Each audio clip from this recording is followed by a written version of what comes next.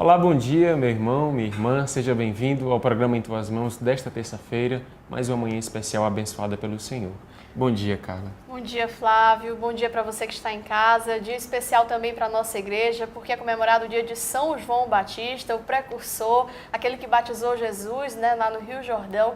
E a gente quer convidar e pedir que São João Batista interceda, por você, pela sua família nesta manhã, durante toda a sua vida. Nós estamos começando o programa de hoje e vamos iniciar com a oração do dia. Ó Deus, que suscitastes São João Batista, a fim de preparar para o Senhor um povo perfeito, concedei à vossa Igreja as alegrias espirituais e dirigi nossos passos no caminho da salvação e da paz. Por nosso Senhor Jesus Cristo, vosso Filho, na unidade do Espírito Santo. Amém. Hoje é terça-feira e, como você sabe, no programa Em Tuas Mãos tem o quadro Bons Conselhos, uma oportunidade de conhecermos mais temas de áreas diferentes: saúde, educação, economia, educação financeira, temas diversos que nos acompanham e que nos aprofundam no nosso cotidiano de vida humana também. No programa de hoje, nós vamos falar sobre o medo de falar em público com um especialista em marketing e gestão de pessoas, professor já há 17 anos, inclusive professor de oratória já há 15 anos, que é o Jefferson Xavier. Seja bem-vindo ao nosso programa, Jefferson. Eu que agradeço mais uma vez o convite de vocês estarem aqui para falar um pouco sobre esse medo que as pessoas têm de falar em público. Bem-vindo ao nosso programa mais uma vez. Bom dia para você, Jefferson. Bom dia. A gente quer começar. Por que existe o medo de falar em público? O que significa esse medo de falar em público? Pela falta de treino, pela questão das pessoas pensarem no que os outros vão pensar dela na hora de falar, isso acontece muito. Então o medo também acontece pela falta dessa preparação, até de fazer cursos e saber das técnicas de falar bem.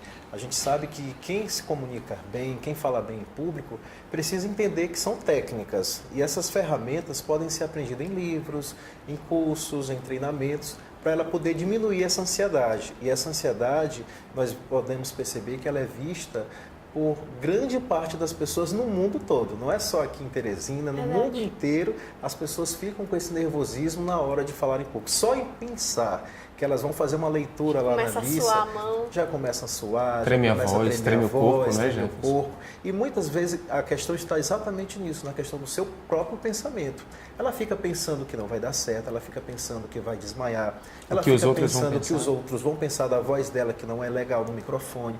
Então, esses pensamentos negativos já atrapalham e devem ser trabalhados, porque eles já atrapalham na evolução dessa apresentação.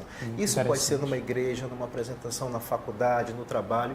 Então, o pensamento já é uma dos primeiros fatores que fazem com que a pessoa se dê bem ou não na hora de uma apresentação. Você falava em técnicas. Que técnicas são essas para a pessoa se preparar e fazer uma boa apresentação em público? Carla, existem várias. Uma das técnicas é você ficar falando na frente de um espelho. É bem fácil, bem interessante. Hoje em dia, com os recursos de celulares, máquinas fotográficas que têm câmeras, você pode filmar e se ver e olhar a sua apresentação. Fazer um vídeo selfie. Exatamente, um vídeo selfie. Então você vai perceber, uma das técnicas, porque você vai perceber se você tem vícios de linguagem. Por exemplo, nós vemos às vezes em igrejas, palestrantes, padres até, pastores, falando Certo. Nós estamos aqui, certo, tá entendendo? Muito comum também. Então é muito comum ouvir isso e às vezes tira o foco da sua mensagem para as pessoas que estão ali assistindo e começam a contar quantos quantos está certo, quantos está entendendo. Então uma das técnicas é você se filmar e se assistir para saber se você tem esses vícios. Outra é você se planejar bastante, ao máximo possível, daquilo que você vai pesquisar bastante, porque quanto mais assuntos você tiver, vai terminar acontecendo. Se você tiver um branco, você fica, e agora o que eu vou falar? E quanto mais estudar, Jefferson? Então, mais se aprofundar na temática, mais seguro você vai ter. Porque caso dê o branco, que às vezes pode acontecer, você pode usar o recurso, na verdade, o que eu quero dizer, aí você puxa a informação anterior, rebobina até lembrar. Se não lembrar, passa para frente, mas não diga que eu esqueci. Ô Jefferson, tem cursos, tem workshops, livros, sites? Isso. Quais são os caminhos que as pessoas podem procurar? Existem vários cursos, Flávio, como cursos de técnicas de falar bem em público. Hoje em dia eu ministro cursos através da PNL, que é a Programação Neurolinguística, que vai trabalhar exatamente as emoções. Então, assim, o que acontece com a maioria das pessoas que têm medo de falar em público? Elas mexem muito nas emoções, porque como você falou, a boca fica seca, né? Tem várias reações, sintomas físicos, ela fica tremendo. Na noite anterior, que ela sabe que vai falar, ela não dorme. Já começa a ter já começa a ter palpitação. enxaqueca, ansiedade. Então, existem técnicas para trabalhar essas emoções através da PNL, que é a Programação Neurolinguística. Então, existem cursos, livros. Nós temos aqui uma Você série trouxe de livros aqui, né? livros interessantes. Um dos autores que eu mais recomendo é o Reinaldo Polito. E aqui é um só para oradores na área da advocacia, mas ele tem vários e vários livros para todos os fins, para igrejas, para as pessoas que trabalham em escolas, faculdades. Então, são livros muito interessantes que fazem com que as pessoas peguem técnicas. Mas, além dos livros, existem vídeos no YouTube também que podem te ajudar e os cursos também presenciais, que é muito importante. E né? eu ia dizer também a própria igreja, né? Pronto, na igreja é uma das excelentes escolas. Eu, por exemplo, eu sou fruto da escola da igreja no quesito da oratória. Quando eu comecei bem jovem, aos 14 anos, eu comecei fazendo leituras, a primeira leitura na missa. Comentários, né? Fazendo comentários, preces. Aí fui da Legião de perdendo Maria. medo, né? Todos os meus alunos de oratória que participam de grupos de igreja, seja ela católica, evangélica, qualquer grupo de igreja, contanto que eles têm essa aproximação maior com as pessoas, eles se dão melhor, são mais desinibidos. Então, a dica que eu dou para as pessoas que estão em casa é participar de grupos da igreja, pequenos grupos. Você começa fazendo uma leitura, e isso, quando a gente fala de leitura, é importante, principalmente na igreja, as pessoas façam boas leituras, uma leitura que tenha uma interpretação, não seja uma leitura por ler, apenas ler. Eu vejo muito isso em algumas missas, a pessoa apenas lê. Aí a primeira leitura é muito rápido e aí não passa uma emoção. Eu nunca vou esquecer uma entonação vez, apropriada, entonação, né? Pergunta, exclamação. Exatamente. Tem muita leitura bíblica que pede bastante. isso. Tem que estudar antes de fazer a leitura. Às vezes eu percebo que tem pessoas que parece que nem leram antes e não faz a pontuação não correta. faz a pontuação correta. No momento de alegria ou de tristeza não consegue transmitir aquilo. Não consegue transmitir. Eu nunca vou esquecer quando eu fiz uma primeira leitura na paróquia que eu participava e as pessoas aplaudiram. E não se aplaude a primeira leitura. Né? Não se aplaude de momento nenhum. Não se aplaude de momento nenhum. Mas por conta de quê? Da maneira como foi lida. Aí eu fiquei com vergonha, mas de uma certa forma, depois eu recebi os elogios por conta da, nossa, como você lê bem, mas é a questão que as pessoas podem interpretar e a oratória, falar bem, ler bem, pode ser aprendida por todas as pessoas. Basta estudar, ter as técnicas apropriadas, procurar um profissional da área que te ajude, que te oriente, fazer um curso de teatro também importante, muito bom. Né? Muito bom, as pessoas podem buscar um curso de teatro de melhorar a sua voz, a dicção, a entonação, para se melhorarem cada vez mais e, com certeza, arrasarem, tanto faz na igreja, no trabalho e terem excelentes resultados. É isso aí. Jefferson Xavier, como sempre, com dicas preciosas aqui pra gente no programa Em Tuas Mãos. E é a segunda vez que ele participa do nosso programa. No Facebook você me encontra como palestrante Jex, é J-E-X. E então pelo WhatsApp é 9958-1368, né? Você pode entrar em contato para a gente saber quando vai ter os próximos cursos. Pode ser tanto cursos em grupos como também individualmente, né? Que as pessoas às vezes preferem que seja trabalhado individualmente para depois participar de uma equipe, de um grupo, de uma paróquia para falar em público. Então tá bom, nós agradecemos a sua participação no programa de hoje, Jax. Eu que Muito agradeço mais uma vez o obrigado. convite. Deus te abençoe, meu irmão. Muito obrigado. Então nós vamos a um rápido intervalo comercial e daqui a pouquinho a gente volta com mais Em Tuas Mãos. Em tuas mãos.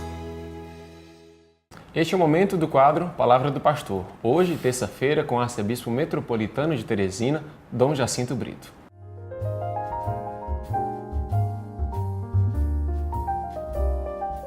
Dia 24 de junho, festa do nascimento de São João Batista. É curioso, caríssimos irmãos, caríssimas irmãs, que apenas 3 pessoas no calendário da igreja têm o seu natalício festejados.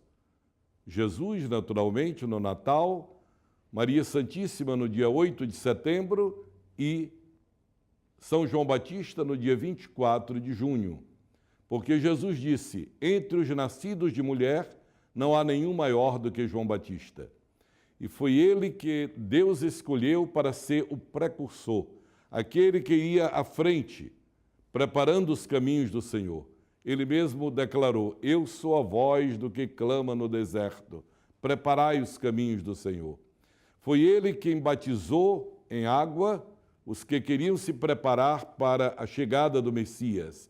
e teve a graça de batizar o próprio autor do batismo. João Batista foi aquele que, podemos dizer, teve um pé no Antigo Testamento e um pé no Novo Testamento.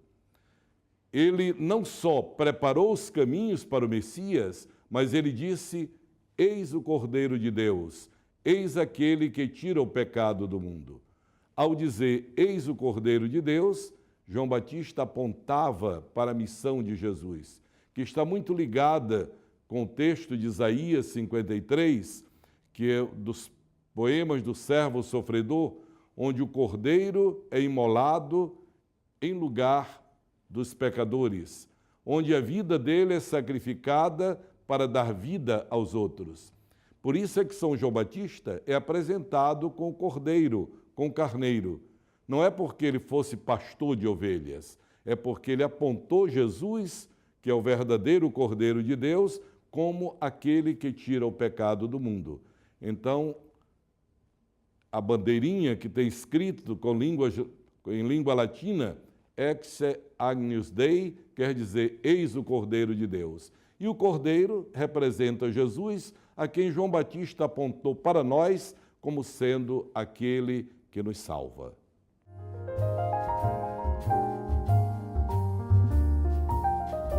Encerrando o nosso programa, só posso desejar que São João Batista possa abençoar você, que ele possa vir passando na frente, né, abrindo os caminhos, como ele fez também com o Senhor. Que ele interceda por nós junto a Jesus e que peça paz, proteção, saúde e muita alegria nesse mês de muita alegria de festa junina, não é, Carla? Quem puder participar dos festejos da paróquia de São João, né, está acontecendo tanto lá no Parque Piauí quanto no bairro São João. Obrigado pela sua audiência. Estamos juntos em tuas mãos.